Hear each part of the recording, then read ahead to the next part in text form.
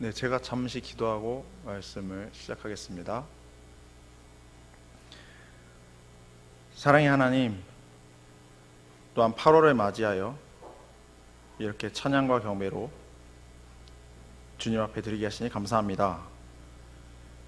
주님, 이 시간 부족한 주님의 일꾼을 사용하셔서 주의 말씀이 선포되는 가운데 전하는 자나 듣는 자나 성령의 일하심으로, 성령의 도우심으로 저희들 주님의 말씀을 깨닫고 주의 생명을 또한 추구하는 저희들 되게 하여 주시옵소서. 이 시간 함께 예배하기 위해 나온 모든 성도들 가운데 주의 은혜가 충만하기를 간구합니다. 예수님의 이름으로 기도합니다. 아멘. 네, 우리의 습관은 하루아침에 생기지 않습니다. 작은 행동들이 반복돼서 어느새 일상의 자리를 잡게 됩니다. 한 가지 예를 들어서 길거리에 쓰레기를 버리는 그런 습관을 한번 생각해 보겠습니다. 어릴 때는 학교에서 배운 것이 있어서 처음에 휴지 조각 하나 떨어뜨리는 게 그렇게 양심에 가책이 됩니다. 하지만 그것을 조금씩 반복할 때마다 아무런 일도 없는 것을 보면서 점점 누구의 눈치도 보지 않게 됩니다. 지나가다가 한 어른이 왜 아무데나 쓰레기를 내버리나 이렇게 야단을 쳐도 그 말이 들리질 않습니다. 오히려 당신이 뭔데 이래라 저래라 가르치십니까? 항변할 정도로 뻔뻔스럽게 변합니다. 물론 이것은 좀 과장된 이야기입니다. 인간이 최초로 하나님의 말씀을 어겼을 때 적어도 상당한 수치심이 있었던 것을 봅니다. 또한 인류 최초의 살인이 일어났을 때도 자기가 그것으로 인해서 받게 될 보응에 대해 두려워하는 그런 마음이 매우 컸던 것을 봅니다. 하지만 가인의 후손 람에게 이르러서 매우 뻔뻔한 인간의 모습이 나타나고 있습니다. 자기가 사람을 죽였다는 그 사실에 대해 아무렇지 않게 말하고 있습니다. 하나님을 떠나서 타락한 인간은 이처럼 죄의 습관에 물들어 있어 이제는 무엇이 죄된 것인지를 스스로 분간하기조차 어렵게 됐습니다. 행하는 것마다 범죄요, 말하는 것마다 악독입니다. 우리는 계속해서 아모스서를 살펴보고 있습니다. 지난주에 살펴본 아모스 4장에서는 5가지 큰 재앙을 통해서 연속적인 하나님의 경고 메시지가 주어집니다. 여기서 중요하게 반복 강조되는 말이 있습니다. 너희가 내게로 돌아오지 아니하였느니라. 여호와를 버리고 이방 신들에게 나아가는 이스라엘의 공의와 정의는 사라지고 포악과 겁탈만이 가득하게 되었습니다. 북이스라엘 왕국의 시작으로부터 우상 숭배 문제는 두고두고 발목을 잡습니다. 여로보암 1세가 남유다를 떠나서 북왕국을 세우려 할 때 베델과 단에 황금송아지 제단을 세워서 그곳에서 예배하게 합니다. 순전히 정치적 계산 때문이었습니다. 예루살렘을 사모하는 백성들이 유다로 떠나가는 것을 막기 위해서입니다. 그런데 사실 제사나 절기를 위해서 이동해야 하는 그 거리나 여행의 편의의 문제를 생각할 때 베델이 예루살렘보다는 훨씬 가깝고 편했으며 이스라엘 사람들과 유다 사람들의 관계도 다소 껄끄러운 면이 있었기 때문에 이스라엘 백성들은 실리적인 차원에서 베델을 택했을 것입니다. 하지만 이스라엘이 가나안 땅에 들어오기 때부터 이런 일은 있을 수 없었습니다. 여호와께서 예루살렘을 택하여서 그곳에 이름을 두시겠다고 명하셨기 때문입니다. 한번 인간의 편의를 위해서 계명을 어기고 바꾸기 시작한 이들은 다시 돌이키지 못하게 되었습니다. 그렇게 북왕국은 여호와를 버리며 불순종으로 시작되었습니다. 아모스가 활동하던 시기에 북왕국은 가장 왕성한 시기를 맞이하게 됐습니다. 솔로몬 시대의 영토를 거의 다 회복했고 경제적으로도 부강함을 자랑했습니다. 그러나 지도층의 부패는 극에 달했고 부당한 수탈과 폭정이 이어졌으며 이에 빈부격차도 매우 심각한 상황이었습니다. 아모스는 이제 이스라엘에 최후 통첩을 전하고 있습니다. 너희가 여호와께로 돌이키지 않으면 반드시 멸망한다. 그러나 끝까지 말을 듣지 않습니다. 본문 1절에서 3절에 나타나는 애가의 형식은 이스라엘에 닥칠 파국적인 결말을 극적으로 보여주고 있습니다. 애가라는 것은 왕의 죽음 또는 한 민족과 나라의 패망을 비통하게 여기며 부르는 노래입니다. 아모스는 이러한 애가를 통해서 멸망을 향해 달려가는 자녀 이스라엘을 향한 아버지 하나님의 애통한 마음을 표현하고 있습니다. 함께 2절을 읽어보도록 하겠습니다. 2절입니다. 처녀 이스라엘이 엎드러졌으며 다시 일어나지 못하리로다. 자기 땅에 던지우며 일으킬 자 없으리로다. 이스라엘을 처녀라고 부릅니다. 성경에서는 도시나 국가를 인격화해서 주로 여성 명사로 부르는 경우가 많이 있습니다. 이스라엘뿐만 아니라 바벨론이나 애국 같은 이방 성읍 또한 그렇게 표현을 합니다.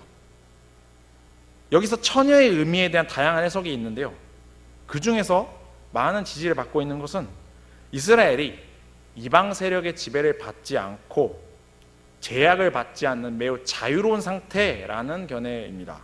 이스라엘이 외국 군대의 침략을 받기 전 그 상태가 바로 동정리와 같다는 것입니다. 선지자의 이 애가는 이와 같은 평안한 분위기에 경종을 울리고 있습니다. 여호와께서 그들을 버리고 떠나신다면 누구도 이스라엘을 지켜줄 자가 없고 보호해줄 자가 없고 일으켜줄 자가 없게 됩니다. 여호와께서 그들을 던져버리셨기 때문에 결코 스스로 다시 일어나 옛 영광을 회복하지 못합니다. 하나님을 떠나 불순종하는 인간의 결국은 패망입니다. 우리 3절을 함께 읽도록 하겠습니다. 3절입니다.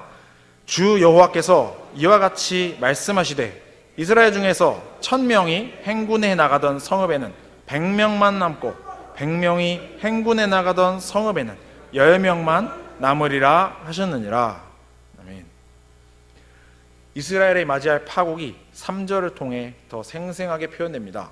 각 성읍에서 전투에 참여하는 장정의 수가 1000명 또는 100명, 그렇다면 살아남는 사람의 수가 그 중에 1000명 중에 100명, 그리고 100명 중에 10명, 그래서 90%는 전쟁을 통해서 목숨을 잃게 된다는 말입니다.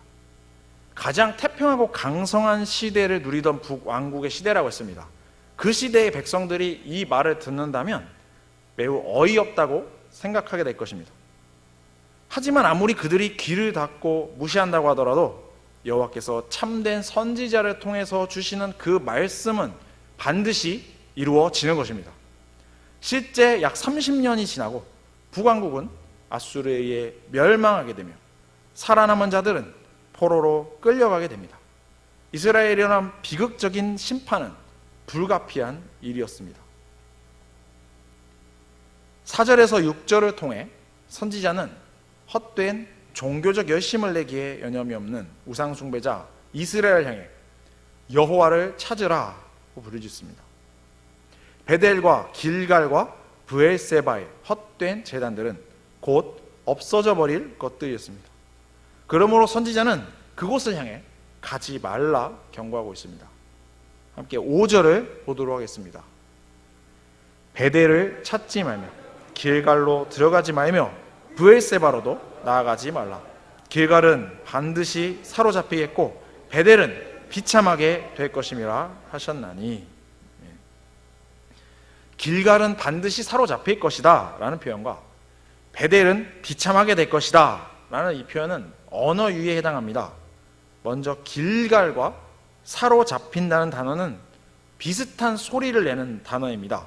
그리고 베델은 호세아서에서 벳 아웬이라는 이름으로도 불리는데 여기서 아웬이라는 말이 허무함이라는 뜻입니다. 그래서 옛날 개역 한글 성경엔 이 부분을 베델은 허무하게 될 것이다 이렇게 번역을 하고 있습니다. 선지자는 이렇게 지명을 문학적으로 이용해서 장차 성읍에 처할 운명을 암시하고 있습니다.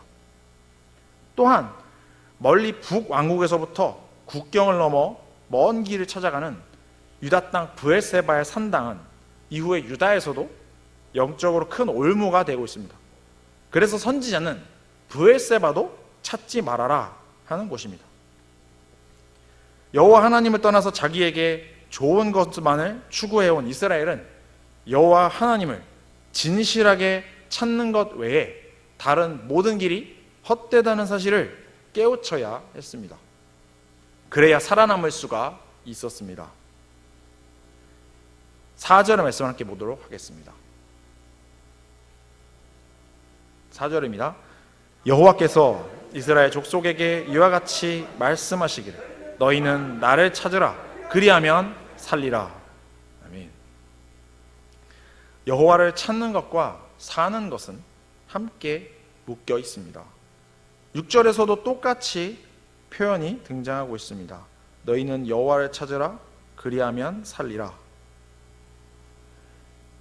여기서 접속사를 하나 두고 붙어있는 이 두 단어는 사실상 같은 의미로 볼 수도 있습니다. 여호와를 찾는 것이 곧 이스라엘의 유일한 살 길이라는 말입니다.